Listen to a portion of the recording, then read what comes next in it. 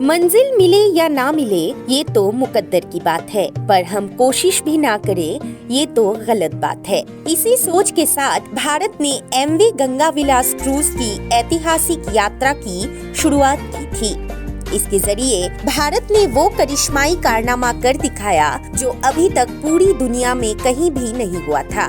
जी हाँ, दरअसल एमवी गंगा विलास क्रूज दुनिया में सबसे लंबे जलमार्ग पर चलने वाला रिवर क्रूज बन गया है। मंगलवार को एमवी गंगा विलास ने अपने खूबसूरत सफर को डिब्रूगढ़ के बोगीबिल में पूर्ण विराम दे दिया है। इसी उपलक्ष्य में मंगलवार 28 फरवरी 2023 को डिब्रूगढ़ के बोगीबिल में रिवर क्रूज एमवी गंगा विलास की यात्रा के सफल समापन पर उसके स्वागत समारोह का भी आयोजन किया गया। नदी में चलने वाला दुनिया का सबसे बड़ा क्रूज एमवी गंगा विलास वाराणसी से रवाना होने के 50 दिनों बाद मंगलवार को डिब्रूगढ़ पहुंच गया और इसकी यात्रा पूरी हो गई। प्रधानमंत्री नरेंद्र मोदी ने उत्तर प्रदेश के शहर वाराणसी में 13 जनवरी को इस क्रूज को झंडी दिखाकर रवाना किया था। क्रूज ने यात्रा के दौरान उत्तर प्रदेश, बिहार, झारखंड, पश्चिम बंगाल और असम जैसे 5 राज्यों को पार किया। इसने बांग्लादेश की राजधानी ढाका के रास्ते 17 फरवरी को असम में प्रवेश किया। इसने बांग्लादेश की राजधानी ढाका के रास्ते 17 फरवरी को असम में प्रवेश किया था।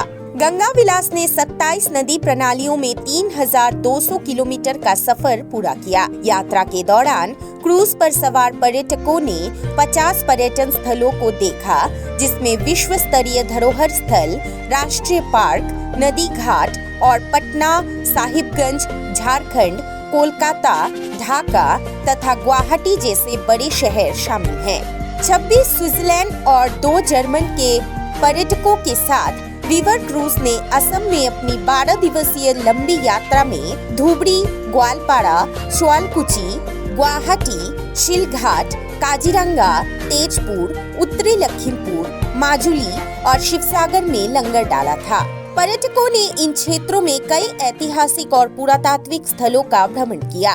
क्रूज पर सवार स्विट्जरलैंड और अन्य जगह से आए पर्यटकों का केंद्रीय पत्तन जहाजरानी और जलमार्ग मंत्री सर्बानंद सोनोवाल, केंद्रीय राज्य मंत्री श्रीपद यसो नायक और श्रम एवं रोजगार, पेट्रोलियम तथा प्राकृतिक गैस विभाग के केंद्रीय राज्य मंत्री रामेश्वर तेली ने स्वागत किया। बांग्लादेश के जहाजरानी राज्य मंत्री खालिद महमूद चौधरी भी कई अन्य गणमान्य व्यक्तियों के साथ इस कार्यक्रम में उपस्थित थे। क्रूज के बारे में बात करते हुए केंद्रीय मंत्री सर्बानंद सोनोवाल ने इस विशेष क्रूज के सफल समापन पर अपनी खुशी व्यक्त की। उन्होंने कई महत्वपूर्ण स्थलों पर लगभग 2 महीने की इस यात्रा में भाग लेने के लिए सभी पर्यटकों को धन्यवाद दिया और उनसे अपने घर लौटने पर यात्रा के दौरान अपने अनुभवों को साझा करने का अनुरोध किया। उन्होंने इस परियोजना को पूरे क्षेत्र में पर्यटन में एक नए युग की शुरुआत भी कहा। एक आधिकारिक बयान के मुताबिक इस आलीशान क्रूज में 3 डेक है और इस पर 18 स्वीट है, जिसमें 36 पर्यटक रह सकते हैं। गंगा विलास की पहली यात्रा में स्विट्जरलैंड के 32 पर्यटकों ने पूरी यात्रा के लिए हस्ताक्षर किए थे। जानकारी के मुताबिक ये अगले 2 वर्षों के लिए आने जाने के लिए पहले से ही बुक है। माननीय प्रधानमंत्री नरेंद्र मोदी डांगरियाय 2014 চনৰ পৰাই উত্তৰ পূৰ্বাঞ্চলক ভাৰতবৰ্ষৰ বুকুত বিভিন্ন ক্ষেত্ৰৰ শক্তিশালী কৰাৰ বাবে উল্লেখযোগ্য পদক্ষেপ লৈ আহিছে। তেখেতে যি নীতি আৰু যি আঁচনি, যি প্ৰকল্প আৰু যেনেধৰণে এই প্ৰকল্পসমূহৰ কাম, আঁচনিসমূহৰ কাম সময়মতে সম্পূৰ্ণ কৰাৰ বাবে তেখেতে যিটো ব্যৱস্থা প্ৰৱৰ্তন কৰিলে তদাৰক কৰাৰ আৰু প্ৰতিগৰাকী কেন্দ্ৰীয় মন্ত্ৰীক প্ৰতি 15 দিনৰ মূৰে মূৰে উত্তৰ পূৰ্বাঞ্চলত বিভিন্ন মন্ত্ৰালয়, বিভিন্ন বিভাগৰ বিভিন্ন আঁচনিৰ কাম কি অৱস্থাত আছে, কেনেধৰণে ইয়াক ৰূপায়ণ কৰা হৈছে, এই সকলোবিলাক চোৱা চিতা কৰিবৰ বাবে যি নিৰ্দেশনা প্ৰেৰণ কৰিলে, তাৰ ফলত আজি উত্তৰ পূৰ্বাঞ্চল ভাৰতবৰ্ষৰ বুকুতে নহয় বিশ্বৰ বুকুত এটা উল্লেখযোগ্য উন্নয়নৰ অঞ্চল হিচাপে স্বীকৃতি প্ৰদান কৰিবলৈ সক্ষম হৈছে। আজি নতুন নতুন ধ্যান ধাৰণাৰে উত্তৰ পূৰ্বাঞ্চলে আজি ভাৰতবৰ্ষক আত্মনিৰ্ভৰ ভাৰত হিচাপে গঢ় দিয়াৰ ক্ষেত্ৰত উল্লেখযোগ্য বৰঙণি আগবঢ়াবলৈ আজি আগবাঢ়ি আহিছে। আজি আপোনালোকে দেখিলে যে যিখন ব্ৰহ্মপুত্ৰ মহাবাহুৰ ব্ৰহ্মপুত্ৰ একালত মানুহৰ ধাৰণা আছিল ইংৰাজৰ সময়ৰ কথা বেলেগ আছিল, সেই সময়ত ইংৰাজসকলে পদক্ষেপ গ্ৰহণ কৰিছিল আৰু এই জলপথেদি এই উত্তৰ পূৰ্বাঞ্চল উৎপাদিত সামগ্ৰীবিলাক কলিকতা বন্দৰলৈ লৈ গৈছিল আৰু তাৰ পৰা বিভিন্ন বিদেশলৈ তেখেতসকলে বিভিন্ন বিদেশী ৰাষ্ট্ৰলৈ ৰপ্তানি কৰি এই অঞ্চলৰ অৰ্থনৈতিক অৱস্থা শক্তিশালী কৰাৰ বাবে উল্লেখযোগ্য পদক্ষেপ গ্ৰহণ কৰিছে। কিন্তু স্বাধীনতাৰ যোৱা কেইবাটাও দশক ধৰি পূৰ্বৰ চৰকাৰৰ অকৰ্মণ্যতাৰ বাবে জলপথক সক্ৰিয় কৰাৰ ক্ষেত্ৰত সফলতা বুটলিব নোৱাৰিলে। মাননীয় প্ৰধানমন্ত্ৰী ডাঙৰীয়া আহিয়ে আমাৰ ভাৰতবৰ্ষৰ বুকুত থকা নদীসমূহক কেনেধৰণে এটা ট্ৰান্সপৰ্টেশ্যনৰ মাধ্যম হিচাপে যাতায়াতৰ উন্নত মাধ্যম হিচাপে গঢ় দিব পাৰি তাৰ বাবে অধ্যয়ন অনুসন্ধান কৰি নতুন নতুন আইন প্ৰণয়ন কৰি আজি ৰাষ্ট্ৰীয় জলপথসমূহক সক্ৰিয় কৰি তুলিলে। তাৰ ফলত ৰাষ্ট্ৰীয় জলপথ 1 হওক বা 2 হওক বা অন্যান্য বিভিন্ন স্থানত থকা ৰাষ্ট্ৰীয় জলপথসমূহৰ যোগেদি আজি মালবাহী জাহাজৰ গতিবিধি বৃদ্ধি হ'ল আৰু ফলত আজি কাৰ্গো হেণ্ডলিং কেপাচিটি 2014 চনত কেৱল 16 মিলিয়ন মেট্ৰিক টন আছিল নদী পথেদি, কিন্তু আজি মাননীয় প্ৰধানমন্ত্ৰী ডাঙৰীয়াৰ বলিষ্ঠ নেতৃত্বত আজি 109 মিলিয়ন মেট্ৰিক টনলৈ আজি কাৰ্গো হেণ্ডলিং কেপাচিটি ৱাটাৰৱেজত বৃদ্ধি হ'ল। ইয়াৰ অৰ্থ এইটোৱে নতুন নীতি, নতুন আঁচনি, নতুন প্ৰকল্প লোৱাৰ বাবে বিজ্ঞানসন্মত আৰু কাৰিকৰী দিশটোক এই গোটেই বিষয়টোত সংযোজন কৰাৰ বাবে আজি আমাৰ শক্তি বৃদ্ধি পাইছে। ঠিক তেনেধৰণে আজি যি MV গংগা ভিলাছ, এই পৃথিৱীৰ আটাইতকৈ দীৰ্ঘতম যিটো ৰিভাৰ ক্ৰুজ আজি সফল ৰূপত সম্পূৰ্ণ হোৱাৰ অন্তৰালত মাননীয় প্ৰধানমন্ত্ৰী নৰেন্দ্ৰ মোদী ডাঙৰীয়াৰ আটাইতকৈ শক্তিশালী তেখেতৰ বৰঙণি আছে।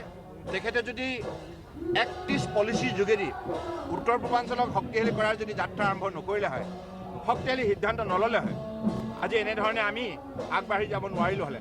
আজি বিশ্বৰ মানচিত্ৰত অসম তথা উত্তৰ পূৰ্বাঞ্চলক বিশ্বৰ পৰ্যটন ক্ষেত্ৰত আজি মানুহে মৰ্যাদা সহকাৰে চাবলৈ বাধ্য হৈছে, কাৰণ সেই পৰ্যায়লৈকে উন্নীত কৰাৰ ক্ষেত্ৰত মাননীয় প্ৰধানমন্ত্ৰী ডাঙৰীয়াই যি বলিষ্ঠ পদক্ষেপ লৈছে, আজি তাৰ বাবে বানাৰসৰ পৰা 27খন নদী অতিক্ৰম কৰি এখন বিদেশী ৰাষ্ট্ৰ বাংলাদেশ অতিক্ৰম কৰি আজি অসমৰ ডিব্ৰুগড়ত পদাৰ্পণ কৰিল 3200 কিলোমিটাৰ অতিক্ৰম কৰি।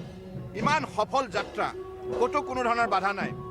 আৰু আপোনালোকে দেখিলে যে ছুইজাৰলেণ্ডৰ যিকেইগৰাকী পৰ্যটকে তেখেতসকলৰ এই 50 দিনীয়া যাত্ৰাৰ অভিজ্ঞতাৰ সন্দৰ্ভত যিখিনি কথা ক'লে, তেখেতে স্পষ্টভাৱে ক'লে যে ভাৰতবৰ্ষই যিটো আতিথ্য প্ৰদান কৰিলে, যিখিনি নিৰাপত্তা দিলে, যিখিনি আমাক তেখেতসকলে মৰম স্নেহ যাচিলে, তাৰ বাবে তেখেতসকলে আজি স্বতঃস্ফূৰ্তভাৱে মাননীয় প্ৰধানমন্ত্ৰী নৰেন্দ্ৰ মোদী ডাঙৰীয়াক ধন্যবাদ জনাইছে।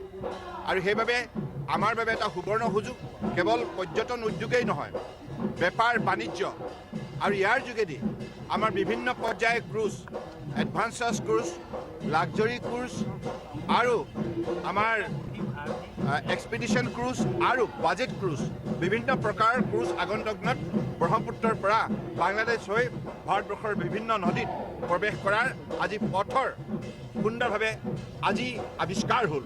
গতিকে এতিয়া আৰু অসম তথা উত্তৰ পূৰ্বাঞ্চলৰ উঠি অহা যুৱ শক্তিয়ে পিছ পৰি নাথাকে। আগন্তুক দিনত এই নদীয়েদি নিজৰ জীৱনক প্ৰতিষ্ঠা কৰাৰ বাবে আৰু এই ৰাজ্যখনৰ অৰ্থনৈতিক বুনিয়াদ গঢ় দিয়াৰ বাবে শক্তিশালী পদক্ষেপ ল'ব পাৰিব। গতিকে মই আজি এই যাত্ৰাৰ সফলতাৰ বাবে মাননীয় প্ৰধানমন্ত্ৰী নৰেন্দ্ৰ মোদী ডাঙৰীয়াক ধন্যবাদ জনাইছোঁ আৰু বাংলাদেশ চৰকাৰকো মই ধন্যবাদ জনাইছোঁ। তেখেতসকলৰ ৰাষ্ট্ৰত থকা সময়ছোৱাত তেখেতসকলেও যথেষ্টখিনি আন্তৰিকতাৰে আমাৰ পৰ্যটকসকলক তেখেতসকলে আতিথ্য প্ৰদান কৰিলে আৰু গোটেই যাত্ৰাটো সুচল কৰাৰ বাবে তেখেতসকলৰ নিজ ৰাষ্ট্ৰত পদক্ষেপ ল'লে। ইয়াৰ উপৰিও আমাৰ ভাৰতবৰ্ষৰ 5খন ৰাজ্য উত্তৰ প্ৰদেশ, বিহাৰ, ঝাৰখণ্ড আৰু বেংগল, এই 5খন ৰাজ্যৰ যোগেদি যেতিয়া MV গংগা বিলাস আহিছিল, সেই পথছোৱাটো সেই ৰাজ্যৰ জনতাই যেনেধৰণে আন্তৰিকতাৰে এখেতসকলক সম্বৰ্ধনা জনালে, আতিথ্য প্ৰদান কৰিলে, তাৰ বাবে তেখেতসকলকো ধন্যবাদ জনাইছোঁ। আৰু শেষত অসমত তেখেতসকলে যেতিয়া প্ৰৱেশ কৰিলে ধুবুৰী দি, অসম চৰকাৰৰ ডক্টৰ হিমন্ত বিশ্ব শৰ্মা ডাঙৰীয়াৰ নেতৃত্বত, মুখ্যমন্ত্ৰী হিমন্ত বিশ্ব শৰ্মা ডাঙৰীয়াৰ নেতৃত্বত অসম চৰকাৰৰ মন্ত্ৰী জয়ন্ত মল্ল বৰুৱা ডাঙৰীয়া যিখিনি বিভাগৰ বিষয়া কৰ্মচাৰীক লৈ পদক্ষেপ গ্ৰহণ কৰিলে, সুন্দৰভাৱে আতিথ্য প্ৰদান কৰিলে। তেখেতসকলৰ এই যাত্ৰাত যাতে তেখেতসকলৰ কোনো অসুবিধা নহয় তাৰ প্ৰতি যিখিনি পদক্ষেপ গ্ৰহণ কৰিলে, মই অসম চৰকাৰক বিশেষভাৱে ধন্যবাদ জনাইছোঁ। আৰু ধন্যবাদ জনাইছোঁ বিশেষভাৱে আমাৰ ছুইজাৰলেণ্ড আৰু জাৰ্মানীৰ পৰা অহা পৰ্যটকসকলক। তেখেতসকলে 50 দিন ধৰি ভাৰতবৰ্ষৰ বিভিন্ন ঐতিহ্য, ভাৰতবৰ্ষৰ কৃষ্টি সংস্কৃতি, ইয়াৰ আমাৰ খাদ্যাভ্যাসৰ পৰা আৰম্ভ কৰি ইয়াৰ লোক সংস্কৃতি আৱিষ্কাৰ কৰাৰ বাবে যিখিনি তেখেতসকলে ভাৰতবৰ্ষত তেখেতসকলে গোটেই যাত্ৰাটোত আন্তৰিকতা প্ৰদৰ্শন কৰিলে, তাৰ বাবে তেখেতসকলকো মই ধন্যবাদ জনাইছোঁ। আৰু মোৰ দৃঢ় বিশ্বাস যে এক্ট ইষ্ট পলিচিৰ যোগেদি আগন্তুক দিনত অসম তথা উত্তৰ পূৰ্বাঞ্চলে নিশ্চিতভাৱে ভাৰতবৰ্ষক বিশ্বশ্ৰেষ্ঠ ৰাষ্ট্ৰ হিচাপে গঢ়ি তোলাৰ ক্ষেত্ৰত এটা নতুন ইঞ্জিনৰ ভূমিকা গ্ৰহণ কৰিব পাৰিব, এই কথা নিশ্চিত হৈছে। News desk report, Assam Aditya.